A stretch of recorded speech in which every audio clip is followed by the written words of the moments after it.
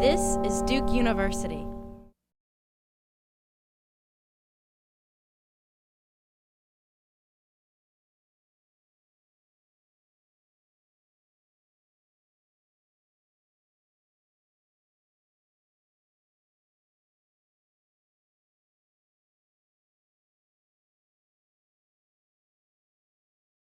Okay, I'm going to try and call Bill now, okay? So, would you mind helping? Okay, excellent. Yeah, so I've got to flip over to some slides. So, just take a pause there, pull up your laptops, finish the survey, and now we're going to hand over to Bill. And as soon as he's live, we're going to run through what he does. No, this is just a call. And you have the number in front of you? And he has some slides and 2 other brochures that he'll reference. So what I've asked Bill to address you today, like I said originally, is that he's got a context, a background at managing money over a period of time. The backstory, which is really meaningful, which I've always had to work with him on, is that he had a dream around how he'd like to manage assets and what investment theme he'd like to apply. And that he evolved into his GEOS strategy. So I look forward to him touching on that for a bit. I'll ask him to talk for about 15 minutes. I have some issues I'd like him to cover, and then I've offered that we'll take 2 student questions. Okay, so I think I'll just moderate that so you can hear that easy enough.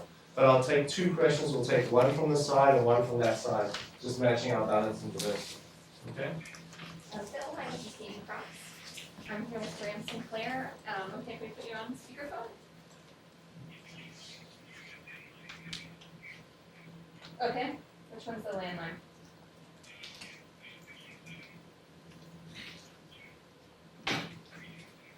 Okay, great. We'll Can do you that see right that? Yeah.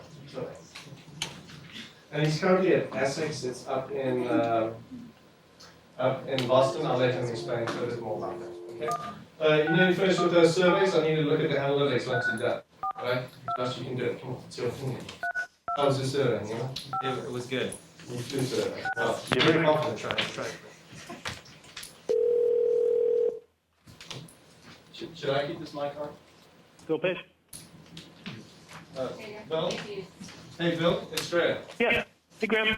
Hey, how you doing? Good, thank you. Good. I've got a room full of expectant MBAs. I've got your slide deck up. I've given you a little bio backstory. We're kind of early in on the seminar. So I wonder if you could take 10, 15 minutes to run through the slides, your approach, and then we'll leave some time, maybe 2-3 minutes at the end, just to handle 2 student questions. So all in all, we should be in and out in 15 minutes. Good to go? Okay, sounds good. All right, I'll get your cover slide up right now. Yeah, so appreciate having the opportunity to really discuss sort of climate change. I want to address sort of the opportunities around what I'm calling the new energy revolution. And I think just to sort of set the stage, we are still talking about environmental investing. The way I define it is really decarbonization, so investing in new technologies. And I think at this time, we're sort of dusting ourselves off. It's been, these are listed equities. So sentiment plays a role when you look at real-time pricing on these listed securities. And, where are we today? Since the end of 2007, we've seen a 70% decline, and that's as measured by the Wilder Hill Index in clean technology. We've seen little action in binding global climate change legislation. I'm sure you've all discussed that already today. And just this morning, Harry Reid took off the table funding for natural gas vehicles. Now, as you probably know, natural gas is much less carbon intensive than petrol. And so that was unfortunate to see. So we've seen very little progress in Washington. So why do I still see opportunity? And am I sort of delusional in my expectations that there is opportunity here? And in summary, I would just say that sustainability factors factor in still in the capital markets today.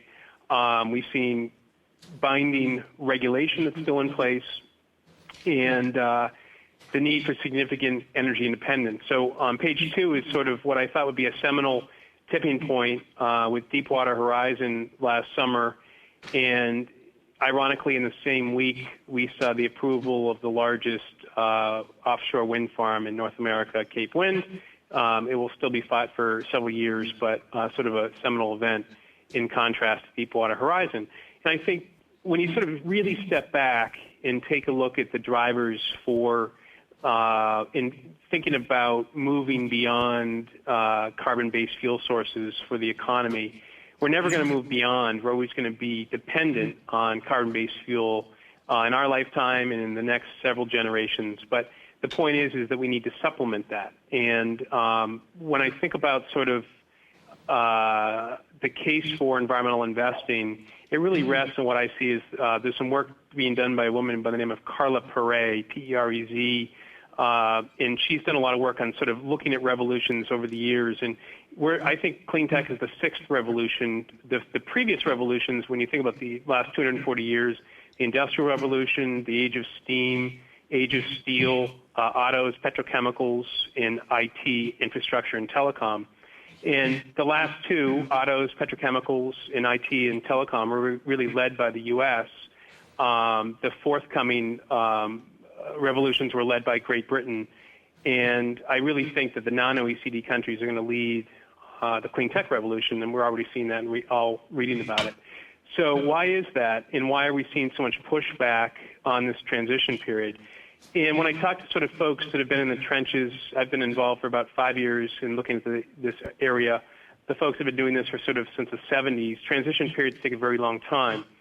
And those that have the most to lose are going to fight the hardest. So that's why we're seeing pressure between developed nations and developing nations around binding legislation. They don't want to hinder their economic growth with regard to new environmental policies. And when you think about decarbonization, it's going to require a lot of money over many, many years. And I think I sort of view it in a lot of ways when you think about the rollout of telecommunications, or when you think about the rollout of IT infrastructure. And I did some work on this sort of about a year ago, just thinking about technology transfer and trends. And Ken Olson, you may recall, is the former CEO of a company once known as Digital Equipment Corporation. In Digital Equipment Corporation, Ken Olson never believed, and the quote is that there's never any reason for any individual to have a computer in his home. And he sort of, digital went away, and IBM won the end game. IBM went away, and Apple won the end game. But the point is that when you go through many of these cycles, these long technologically development cycles over the years, what you're doing is you're democratizing information, data, and infrastructure. And the same thing can happen with the clean tech economy.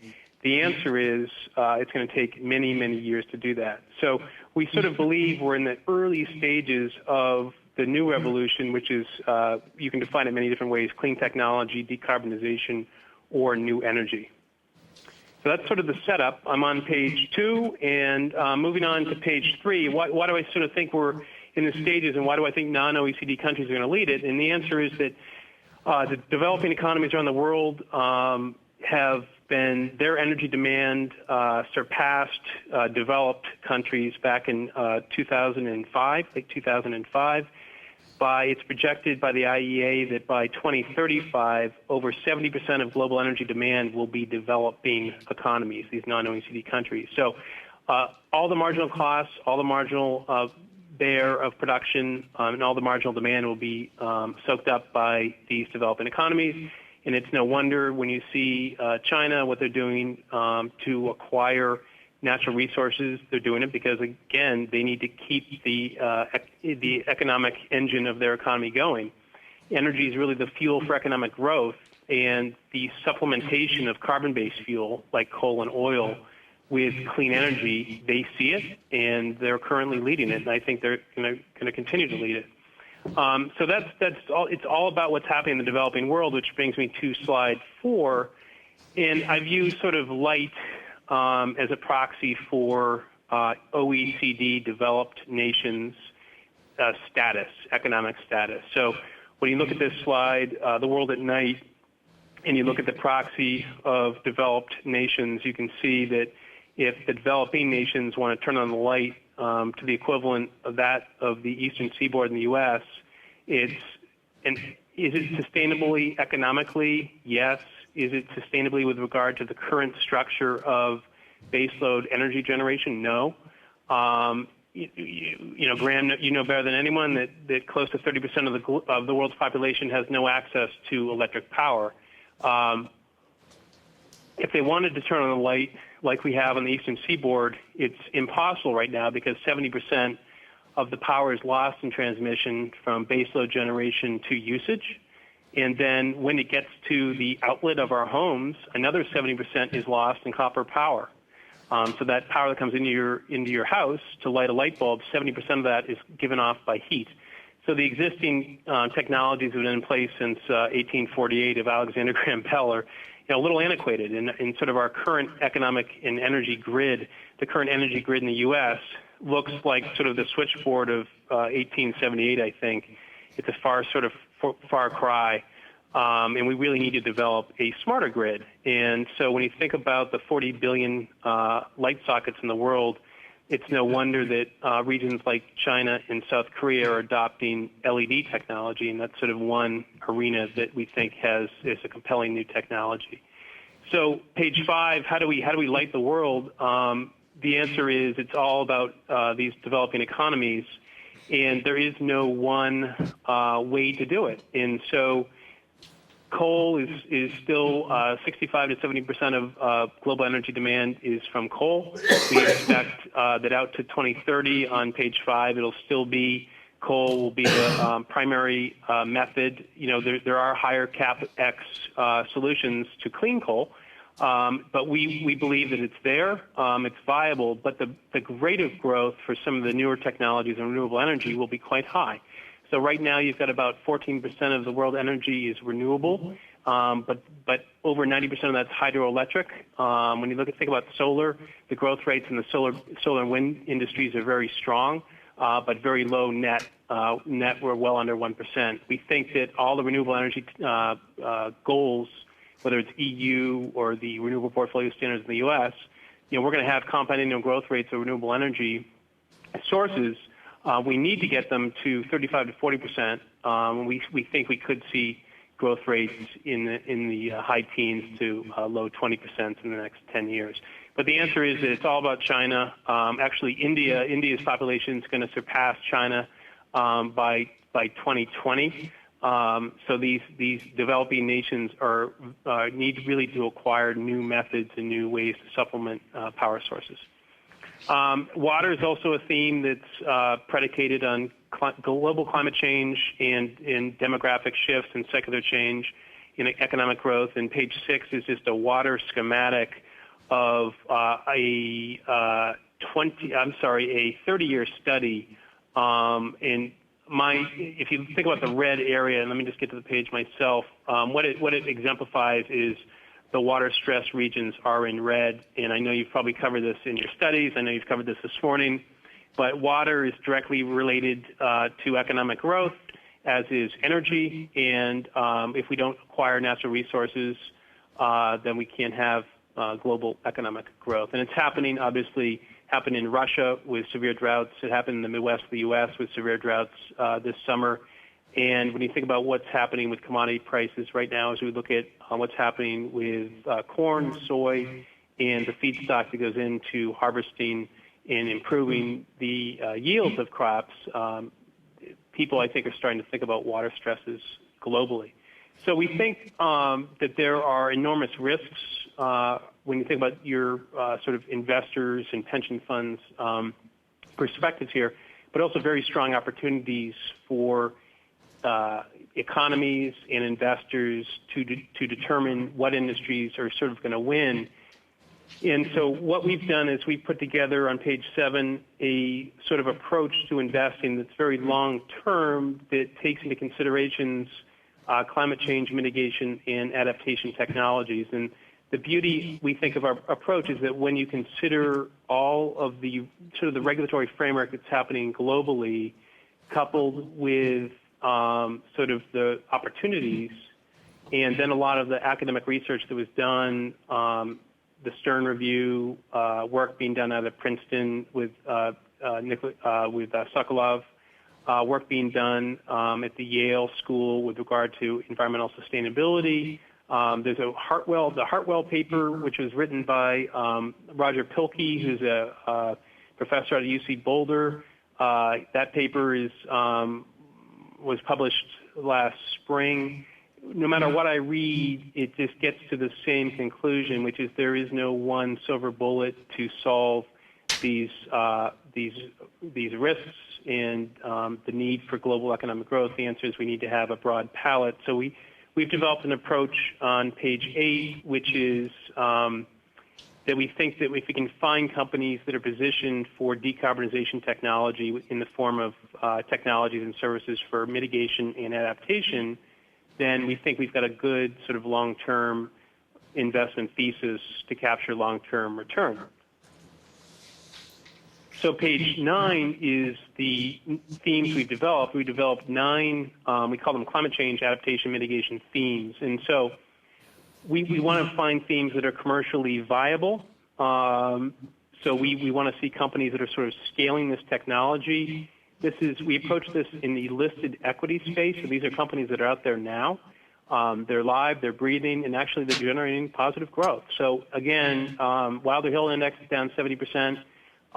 We have a lack of sort of political direction with regard to new energy policy in the U.S., and we have managed economies in China and democratized economies in India, which are really generating strong growth. So we believe in a global approach.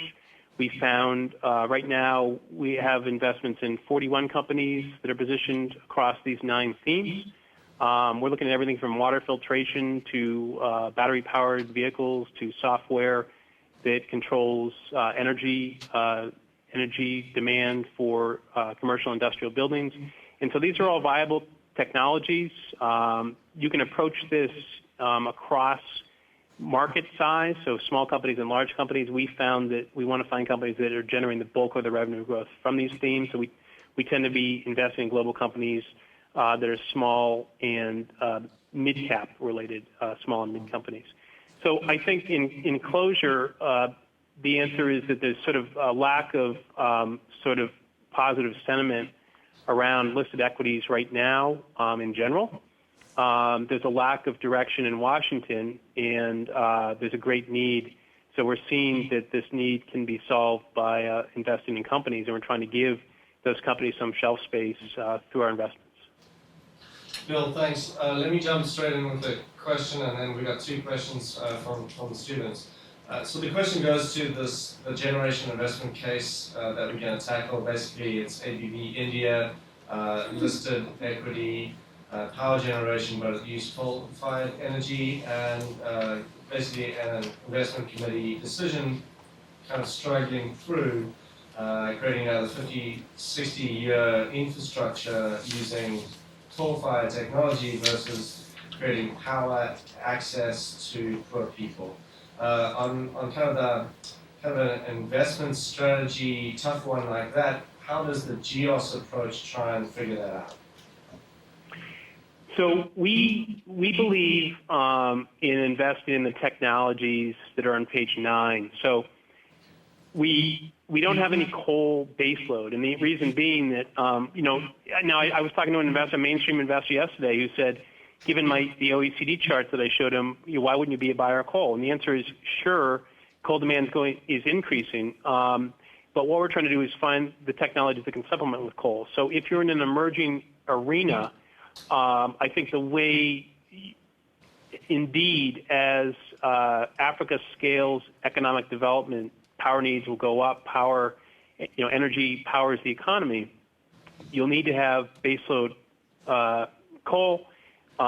There's a lot of coal when you think about some of the companies that are doing gas and coal liquid sources in South Africa, in Australia. The issue is that, quite frankly, because of we see greater growth in clean tech, and when you think about decentralized energy sources, coal is a baseload power source. you can easily supplement coal-fired with solar as a distributed energy source. And by doing that, what you're doing is the energy distribution becomes more flexible and more democratic in nature. And when you do that, when you have more flexible energy sources, you're unleashing spare capital for economies. So I would say I'd be in favor if I was sort of rolling out new energy policy in emerging economies, whether it's Africa or in India, of doing solar and then having other backup energy sources like natural gas sources or even liquid propane sources to fire up the economies. And what you do then is you unleash spare capital, and it's kind of power to the people. You end up with downstream energy sources and no more need for inefficient, dirty baseload power from coal. So it's much more efficient use of capital also. And it's also highly scalable. And when you think about the renewable energy resources in Africa for solar, it's huge, and it's no wonder that the biggest solar project in the world is now happening in Africa. And it's also no wondering that the primary underwriter of that is a petrol-based economy. Yeah. Okay, good. I've got two questions. If you can just introduce yourself and then go straight to your question. Okay. Hi, Bill. My name is Kent Trucor. Pleasure to speak with you. One of the things you touched on is that there's a little bit lack of direction. Well, little, I guess that's kind of mean to, but little lack of direction from Washington currently in regards to energy policy. Another question kind of go off that is, what I gauge is that sometimes it's tough to make the sale to institutional investors for ESG issues. What are some of the barriers that you guys are trying to overcome through that, and how do you educate on these topics? Yeah, it's a very good question, and the answer is, as Graham knows too, it's incredible barriers right now on these issues. And I think that really, as I step back, so I've been at this in this GEOS fund here for 18 months at Essex, and we received very little demand from sort of the market for our approach. And the answer, I think, is it's because of equities. So I think the first major barrier on sort of, now, you asked a very complex question, so I'm going to try to segment it. So ESG. 2 minutes, Bill. 2 minutes. Yes, on ESG, it's a very complex issue, what drives ESG. I believe what drives ESG is E, the environmental factor. The answer, I think, the way to sort of lower barriers for institutional investors is to get them to focus on growth opportunity in the capital market. So as I sort of laid out the case for environmental investing, what long-term asset owner with liabilities going out in perpetuity wouldn't think about the risk in their portfolio for holding baseload coal? And then what entity wouldn't want to invest in industries that are growing at 30 to 40% per annum? So what I've tried to do is I've tried to sort of rechannel my argument to growth and talking about our portfolio, which has forward growth projections of 23%. Mainstream indices right now, S&P 500, MSCI World, have top line growth of 11 to 12%. So I see greater growth opportunity in renewable energy. Excellent. Thanks, Bill. Second question? This is Vanessa Wen. Actually, I just want to follow up the first question. What kind of policy you would recommend to give you a clear, more directional approach for equity, or that kind of, you have to be a better sell in terms of all different strategies at a global scale or domestically? I'm just going to ask for a rephrase, Graham. Can you help me out with that one? Yeah, let me clarify. Right, you said policy, so you're looking for different legislation, or looking for investment policy from investors? Legislation. Okay. But just in terms of carbon trade, if you open the carbon trade, that is the current proposed law, the bill is very complicated. Yep. The allocation of allowances pretty much depends on the political dynamics. Yep. Okay, great. We want to impose a tax, but just how does it fit in? Which kind of Yep. policy direction of it in your? Thanks, Bill. Okay, so I guess I would say to get it to the lowest common denominator, the answer is the best policy, I believe, is, and this is quite a different perspective than I had 3 years ago, is funding R&D for clean technology development. So, and how you fund that, you can do that any number of ways. So you can, obviously the funding mechanisms right now for the natural gas bill in Congress was going to go from the oil fund, the oil cleanup fund. I think the key is that when you get into cap and trade, it's cumbersome politically. So I think that when you think about the need for democratization of energy, given what's happening in the emerging economies, you need to roll out as fast as we can new clean technology. And so I'd point you to the Hartwell paper, and it's I think a pretty good example of sort of a good, strong case for funding new energy development. And so when you do that, sure, the funding for these mechanisms will come from potentially upstream oil companies. Now, I will say that every company in our portfolio today, these are publicly traded companies, do not need energy policy. So they are economically viable on their own. Now, global new energy policy would help to be a tailwind, but right now we have 23% growth in our portfolio in the absence of binding U.S. or global policy. Bill, you've been great. Thank you so much on behalf of the students. Thank you very much. Are you comfortable with me sharing the slides as a PDF with the students? Well, you can share the slides and then the two papers I sent. Yep. Okay, excellent. And Right. If you're hiring, I've got 43 interested minds. Okay. All right. You have to work for gratis. Okay. Thanks, Bill. You've been Thanks, great. all. Cheers, man. Hey, take care. Bye.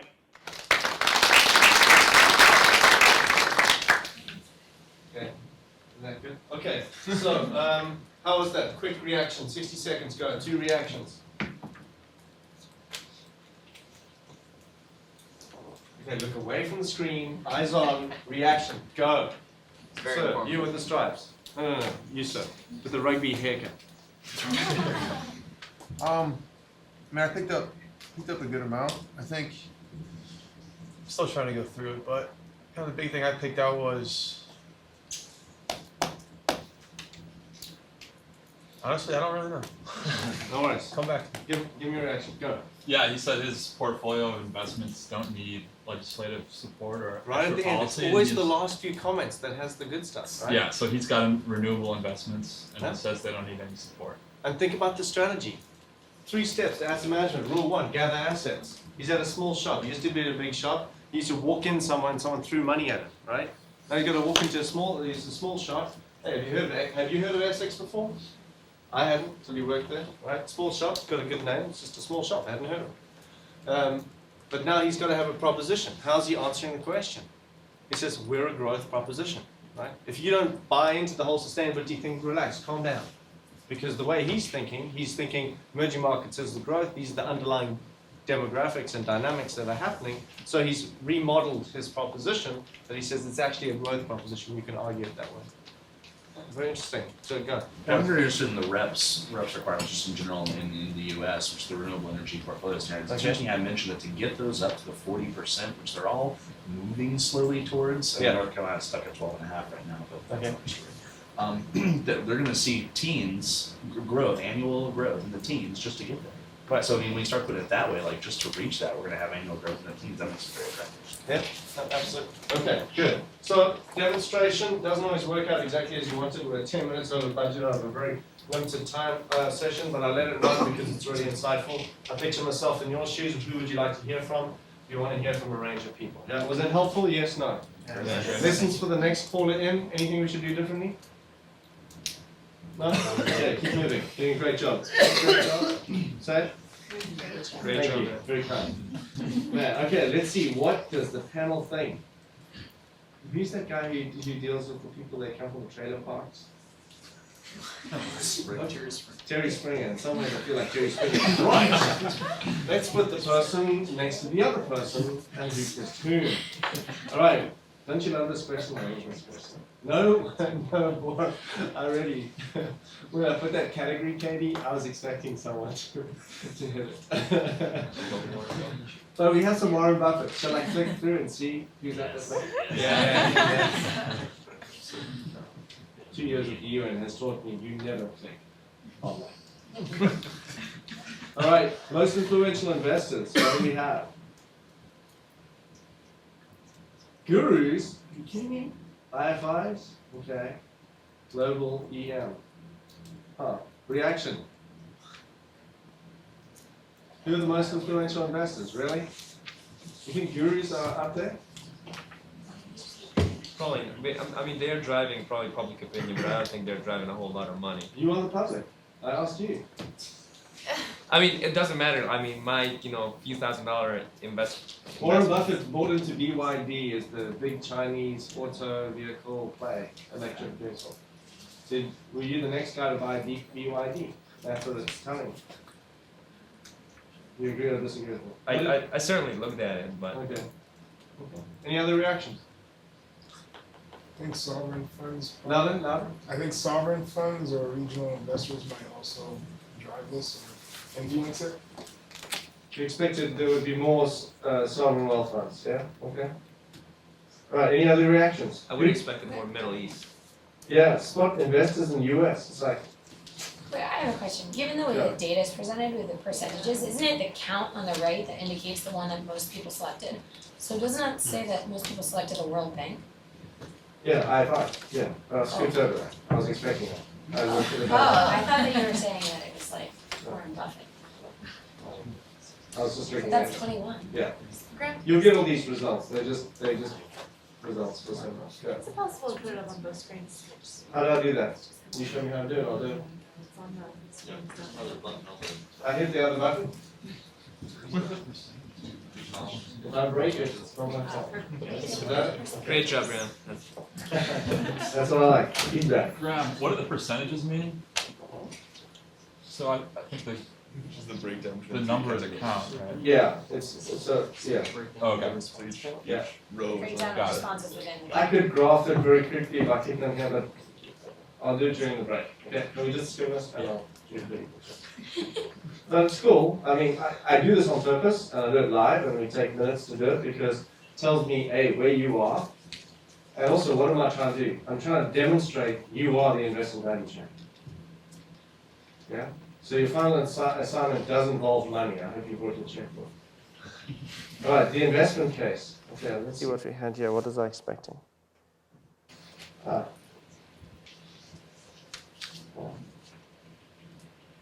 Yeah, we'll come back to that. Nothing jumps out at me there. Right, definitions of sustainability. With this? No, it's going to show me names, so I'll do that. Okay, I'll do that later. I'll do that later. So this is very common.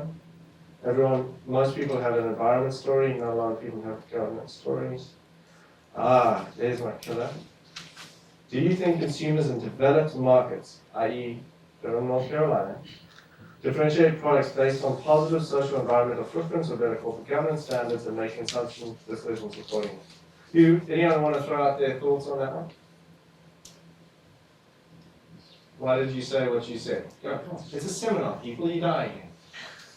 Go. I said yes, they differentiate because you hear the buzz that I have my reusable coffee mug. I look for fair trade coffee. People are carrying their little wallet cards with sustainable fisheries or fish products. So there's a pattern, and what number did you shoot for? I shoot for 50 and 80.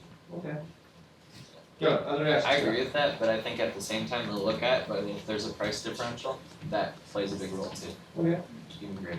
Yeah. Well, I The think second pink shirt. Well, I think it's we're roommates. I don't even know. So, Every guy should own a pink shirt. Just so you know. At least in my industry. well, one thing with this is, I mean, if you really think people are differentiating so much, then places like Walmart wouldn't be as successful as they are.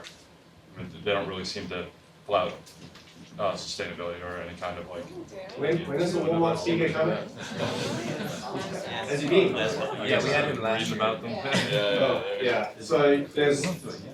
So I'm with you on the low cost strategy. So my personal view, I can talk to my client. My personal view is we don't solve unless we solve for low cost, high volume. We have to solve for low cost, high volume. Okay, last reaction to this. What do people think and why? Okay, anyone wearing a tie? Sir, you're wearing a tie. What is your opinion? I choose 50-80% because you see a lot of people in Durham. Louder? But you see a lot of people, you see Whole Foods Okay. as very popular here, so Okay. I chose 50 to 80% that a lot of markets do differentiate. Okay. Good, Josh. I think that we're warped in this room. It's a well-educated group of people, and so we probably tend to go to the 50%. You think well-educated people make good decisions? I think in regards to this issue, possibly. Really? Maybe not, I don't know, but I think on a whole, the U.S. would be less than 20%. We have a room reacting. Good, thank you. So, what is our difference between what you think happens over the horizon? So, over the horizon, you think fewer people, yeah. Never. Anyone born, lived, consider themselves as located over the horizon in an emerging market country? How did you score this, and what is your reaction? What is your experience? Never. Sorry, louder. The question number 11 is never. 11, yeah. Yeah, and I mean it's you're too price sensitive there. I mean, to care. I mean, your priorities, and if you were to look at everyone's priorities and what comes first and what comes second, sustainability is pretty low. Okay, other reactions? Anyone who grew up or identifies himself as from emerging markets, or frontier markets? I agree with them, and also I believe that the people that should care about it don't care about it as much as they should.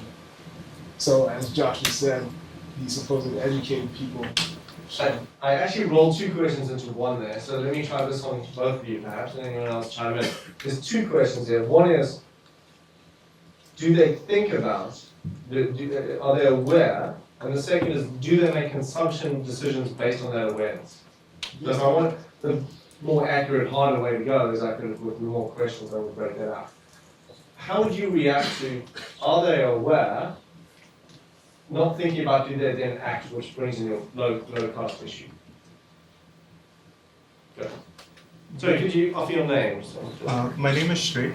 Hi. I'm actually here for a talk tomorrow, so I thought, I mean, it's related to Sounds like a bonus? Pretty much. So yeah, I mean, we work on these issues, and so we see that, I mean, back in India, so what we see is that most of the people, they don't have access to basic necessities. Yes. So that's why they don't really look at, I mean, environmental aspects of it right now. Yes. If they get the basic necessities, I think over a period of time, they might start looking at it. So the one way, thank you, the one way I've gone about it with clients or thinking it through around investment strategy is first unpacking the ESG. So working in emerging markets and frontier markets, there's actually a lot of solidarity. Yeah, it's one of those old wise sayings about ask what people give to other people in terms of charity or helping out people going through a bad patch.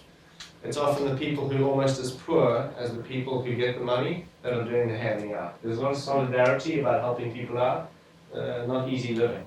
So I found kind of a solidarity pattern, and I've also found a sensitivity to being exploited. Could be governance issues, could be corruption issues, could be workers' rights. So there's, for example, in a number of countries I've worked in, there's a lot of sensitivity around workers' rights. So if workers are striking for a reason and they communicate it, people will back them. They won't buy it from that store. But it doesn't solve for the kind of cost issue. Good. Is this helpful? I think it's helpful. It's helping me understand you. I can show you some comparison with some other work we've done, but this will be captured. All right, some of the drivers. What is the number one issue? Wow, in the UK, yeah, that's about it. Interesting. Brazil, man, they're having sex too. What else? Anyone want to react or comment here? How did you pick up the workers' pay differentials? Who was targeting that? Was that the US? I put that in the US. Yeah, okay. Malnutrition, you flagged that. That's kind of across. Oh, okay. Any reactions to this? Education. Okay. Any reactions to kind of what is the major sustainability issue? I gave you a limited set to choose from. Any comments? Go. You? Emily? I'm surprised that water scarcity is as low as it is. Yeah. Actually. Yeah. Good point. Expand. I put it pretty high in a lot of them, and I'm surprised that it's, I mean, it's kind of like some of those are actually interrelated. Sure. But I'm surprised that it's 5 and not 1 or 2. Okay, any other reactions? I would say political risk could probably run the gamut for developed and non-developed countries. In point, I mean, our inability to act, I see as a political risk. Okay, any other, we'll move on. Investment case, excellent. So now we'll click through on the names during the break and we'll be talking to you separately. What's fascinating, I did this study in working on this ISC paper, and it was a self-select, or it was a selected cohort. So anyone who was investing in some way, or saying that they were investing in some way with sustainability factors, we interviewed them. We had a sample set in private equity, general equity, and stakeholders, and how many of them answered, I think there were a few more nones. There was like 50 to 60% strong, they had more weak and fewer no idea. But yeah, there's a lot of work we need to do around the education. This goes exactly to Bill's point. Anyone want to pick up on the comments that they offered on this question? Anyone wearing a tie would like to ask? How many ties? I got a tie on the left there, so. How did you answer and why? Or what is your reaction to the analysis? I answer strong, and I think the environment portion of the ESG is on the rise and relevant. Okay. More and more so in developing countries. That's primarily why I answered strong. Because social and governmental, social figure less so. Okay. Any other ties? Ties in the room? It's just a differentiator. Okay. How about people wearing jackets? I said weak, just because I usually when I think of alternative investments and ESG issues, I think about that being a small part of your portfolio. And so you'll take on a high amount of risk, but it's evened out over. So again, there's kind of a double hypothesis in here. One is that there are ESG issues, and they will impact over 10 years. So it's not saying it will impact over 12 months or 100 years. I wanted to put strong, but I put weak because I think it's hard sometimes to like quantify and tangibilize like those sustainability, ESG factors on that risk-adjusted performance. So I said since it's hard to like literally put a number on it and present it to someone on a piece of paper, I think it can be like that link cannot always be represented as strongly as it could be in some certain cases. Okay. Fair enough. Thank you. All right, so let's go to awareness. So you spend most of your days talking about companies and how they think and who's aware and so on. And so this is the second in the series. There'll be other seminars coming up in the series. So let's talk a bit about companies. Anyone want to react based on what you put down? Anything surprise you? Where's financials? Okay. So why are there not more environmental scores for financial sector? Investing in low carbon economy. Do you need little bits of money? Do you need lots of money? Look how big electricity generation is. This is fascinating. I had one of these responses recently in another conversation thing, a strategy analysis. And the investment decision maker just couldn't get there. Didn't spot how large the role of banks and financial institutions were and what the environmental footprint is. Who's an environmental master's at MEM? Yeah? Do you guys talk about like the financing of either your favorite lobbyist or the different entities? How do you cover financial and investment in the MEM? Anyone? Do a joint degree. Someone make a note of that. I have an idea. Yeah? Anyone else? Does that strike them as unusual or no? Well, I think that's part of the issue, right? I mean, we still have these silos of thought. And I think part of the dual degree is to bring those together. Yeah. Which is what some of us are trying to do. But there's a silo effect of it. Sure. And it plays out in daily life. And part of the issue, and your other kind of takeaway, I printed out this right on my desk this morning, okay? Katie hates this seminar because it's always last minute. I love this seminar because it's fresh, okay? It's not last minute, it's fresh. It came in my inbox, I saw it, I knew exactly what I was going to do with it, how to put it into the seminar. That's what this is about. Look at the long list of investors at the back. It's like a spelling question. Now, how does it map to how you fine young, sharp, bright, shiny minds are thinking? Can I leave you at the end of the seminar with a different rating for banking and financial on ESG factors? So, even though that list is impressive and you have sorry, put it out. even though that list is impressive and you have increasing awareness around the environment, okay. Money is going to go where money is going to go, like the profit is, right? Yeah. And until sustainability and, I mean, depending on how oil prices move and how the economics move of it, and especially with shale gas discoveries around, the percentage of financial services who care about environment is still small. Thank you. Good contribution. Any other contributions? I mean, I went through this so quickly, I think I tended to think about the impacts of those industries and not really what they were thinking about. So I don't think about banks as having a high environmental impact. Okay. Of course, they should be thinking about environmental issues. Okay. Okay. And so okay. I mean, I understand completely. It was awareness. I was just checking out, asked the question. I mean, I completely understand any of these answers. I can interpret them. But what's interesting for me is the interpretation of them. What it means standing here today in the top 10 business school on the planet. This is live information. It's fantastic. I think one of the things too is your audience here, and a lot of us like understand a lot of the manufacturing or the company side of it of saying, oh well, yeah, of course they're aware. They have to be aware of the environment, social, and government as a company. It's less clear as okay, the banking industry will care about these when they're investing in the company. They're going to do their due diligence and check out these things and say, okay, are they highlighting these? But no matter what, you have to care about these like regulatory wise and things like that. And that's how I was thinking when I answered it, because you said aware. Okay. So that's how I was. Okay, and you're thinking through the regulation piece. Regulation and like, so even in the governance and social side, like I guess it's regulation side. Okay. And your reaction, contrast that reaction to reading this investor initiative. Do you have a chance to read it or not? No. Okay. So we'll pick it up after the break. Okay. So basically, pull it out now. It's an investor initiative. So anyone from Mexico here?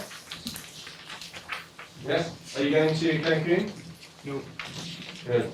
Because you need to come to Durban in 2011, because that's where it's going to go down. Okay? Not 17. Skip COP16, save the carbon, just come straight to Durban, South Africa. Only me.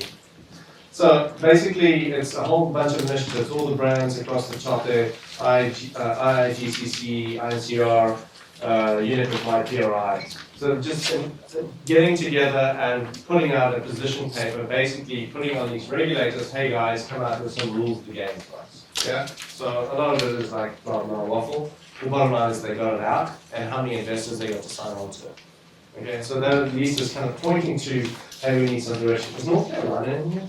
Why don't they touch the North Carolina Treasurer? Skip that. Anyone work at the North Carolina Treasurer's office? No?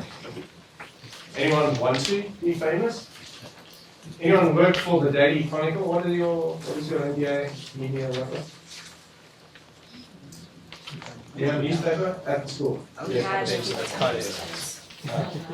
okay. So, guys, anyone want a job? Good. Okay. Take this to one of two places. The Duke Endowment's office or the North Carolina State Treasurer. I met with them once before, like 3 years ago, I think, around governance stuff. They're kind of active in this space if you get the right person involved, and you could end up talking yourself into a job. You might become an intern at Synco for a while first, so we get your lingo right. You can drop the odd jargon, but it's a start. If you can figure out the generation case, you're on your way. Seriously, it's live now. It happened. It arrived this morning. It's an investor initiative, institutional investors around the world who say, hey guys, we got a problem on our hands. We're going to blow past 2 degrees. Okay, my personal view. I don't know what yours is, you environmental experts. We're going to blow past 2%. So what are the rules of the game? How are we going to fix it? Not a bad calling card. Dear sir, madam, I'm a fine, bright, shiny young MBA/MEM at Duke University. I want to bring this to your attention. Could we meet for 20 minutes? Sound like a good idea? Come on, Gareth. There's some rules in there. You can do it up. Happy with that. Right. What else we got? One of my favorites. IC was not happy with this question. I had to edit it out of the final report. I never said that. What I mean to say is, investment case. Reaction, what did you score? Go. Nemo. I wouldn't pay a high premium, because what if I can invest somewhere else where I can earn a higher premium, and then I can later invest the growth, right, in the asset management things that you said. So with the additional money, I can invest later when those companies are ready to take my investment. Very complicated thinking. Unfortunately, in the time you're waiting to get your money back, the corrupt founder who actually embezzled all your money because you didn't do a governance check, he's now in the Bahamas. It will be my counsel. Nemo's doing a great job. You know why? He's actually engaging with your professor who flew 27 hours point to point. So could we have some more stripes? Anyone wearing stripes? What did you score and why, and what's your reaction to the analysis of this? So mine was like, I put 30% equal weightage to all these three. So you put how much? 30 plus? Yeah. Go on. So my reaction was that, like, I would say like a couple of reactions I listened from the audience, and that was that like they do not care much about environment thing if there's not financial gain from that. Yeah. But my reason is that if environmental thing is built into your business model or it can hamper your business interest, you have to take care of that. I can quote one example. Sometime back in India, Pepsi and Coca-Cola suffered huge losses because an NGO spotted the huge amount of pesticide beyond that limit, and it was like environmental concern, but it like went down heavily on their financial seed. So if banks are making investment and not looking at these issues, it is going to turn out to be financial and not only environmental and social. So I put all the three things there. I found my 30%. Okay, other reactions? What did you put and why? Sir, there's a strike. Let's count it. Well, I have not done this yet. You have not done this? Yeah. There's my first failure of the course. Will you do it? Thank you, you're very kind. I should have made that compulsory. Anyone else do this and have an opinion about their answer or the analysis of their answer? Sir. Governance at the highest, Okay. 10%, because if you have good governance, Yes. then you'll get more transparency with Yes. all the other factors, Okay. and you'll be able to work them out. Thank you, Mike. Yeah, I mean, I put corporate governance as 30% plus. If you actually know, an investment choice where the corporate governance is better than the rest, that's an obvious differentiator. Someone with a laptop to play laptop jockey, please, by show of hands. Thank you. Google McKinsey 2002 Corporate Governance Emerging Markets, please. And when you have it, just raise your hand. Okay, any other reactions? Yeah. What did you put in mind? I put 20 to 30% for environmental, and I feel like too much lower. Okay, on your MEM? No, MBA. I think that environmental is top of mind. I think that people are willing to put on premiums. So, I think that's just where the space is right now, and where we're seeing returns that are tangible. I don't think we're seeing it in social and governance just yet. Okay, great. Okay, next investment case. This is actually adapted from a study we did in South Africa in 2007. So we've replicated with this Kenya, Nigeria, South Africa study, and we're going to replicate it basically at every new client we work with in emerging markets, and we're hoping to build up a database over time. What do we have here? Let's look at them very important. Corporate governance, sustainability, infrastructure development, citizens' people's rights, greenhouse gases, nutrition, barely squeaking in. Okay, any reaction to, and again, we've got a dual hypothesis. How important are these to 10-year risk-adjusted investment performance? Yeah? Any reaction to what you scored and why? Go. Any one of those jump out? In the other studies, corporate governance always ranks highly. Infrastructure is normally up there. There's differences we picked up in our study between private equity and general asset managers. General asset managers had water scarcity in the top 5. Private equity didn't. Private equity were more worried about workers' rights because their view was that as being on the board, as investors in the company, they were most sensitive to if workers shut down the company. So some of the compare and contrast. How did you react and why? Anyone with the stripe? No stripes. Come on, help Nima out here. Go. I would think that, again, corporate governance would be exceptionally high, if for no other reason than it ensures cheap capital going forward. Because if you are able to raise money and you're able to be transparent about it, then that can roll forward. And if you're looking at a 10-year horizon, chances are you're going to need cheap capital in the future. I think people can overlook some of the social and environmental things in a 10-year period. But as Nemo said, they're not going to overlook the return. Okay. Any other of those that's going to impact your 10-year performance? Nothing else very important? Go. I thought job creation was important simply because you might get more efficiency or productivity from happier or better paid workers down the road over a 10-year period. Right. And at a society level, it's like obesity, right? It's everyone else's problem. Obesity comes 1 calorie at a time. And suddenly people step back and say, oh shit, 61% of our population is overweight or obese. Let's do the number for our public health system. Unless you're selling insulin, in which case it's a great investment opportunity. Same with job creation. Same with literacy, adult literacy. You ever try to hire a worker and you try to run them through what you need them to do, and they can't write? So frontier and emerging markets are all about trying to make something out of very little, in a very positive way. Right, moving on, investment case. Pretty strong opinions and reactions here.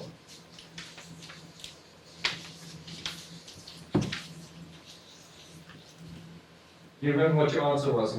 Go, Josh, what is your answer to this question? In your opinion, do you consider that adding into your investment decision making relevant ESG factors of the 10-year view will be an uncompensated extra time and personal cost? With the real 10-year view, I think it would be high. It would reduce costs. Reduce risks. Right. Going forward. But I think the problem with the industry is we're still too short-term focused. Yeah. We're paid on an annual basis. Yeah. So I don't know if we'll be rewarded in the short term for doing so. What about the last one? The small and immaterial to warrant active. So it's no good being, it's interesting and you can write your 60 minutes video clip about it, fantastic. But if it's not material, like why bother? Reactions to the material one? I mean, I think it's material. If you look at the amount of investment right now going in due to population growth and climate change in Africa from India and China, just land acquisition wise to secure food and water. But these are huge investments. They're not immaterial. Did anyone look at the BP chart? One of those fun charts? Desktop jockey, laptop jockey, go, next. So, could you go to some of your favorite website and just chart BP for the year? How much did BP's market cap fall within like 3 weeks, I think it was? Like 50%. So unfortunately, we can make the case for the environment. We just have to create the world's largest industrial accidents and a series of them, and we'll be all the way. We're sorry. Okay, I just got to give you this aside. I love America. I'm married to an American. These people could have come from anywhere, frankly, but they happen to be American. So I'm at a game reserve at the weekend. I need a break. I was fried. So we watched elephants chewing trees. It's fantastic. It's therapeutic. And we at lunch with this couple. And we talked about BP. Because They asked me what I did, so I told them. And the reaction was, yes, but do you know how much money those fishermen made sending stuff to the guys who were busy cleaning it up? They made more money in those 3 months than they're making in a year of fishing. I didn't know how to react to that, and if you have an idea of how I should react to that, I'd really respect and appreciate your input. So there's something called the dominant logic. Would you read this article? We're going to touch on it when we do the case. There's something called the dominant logic. A great strategy professor talks about it. When we're talking about sustainability and investments, we're trying to overcome a dominant logic. Some of which the gentleman touched on at the top, and we can delve into in more detail. We're coming up to our next call. In fact, we might be slightly over. Katie, would you make your way down? Thanks. Produced by Duke University. Online at duke.edu.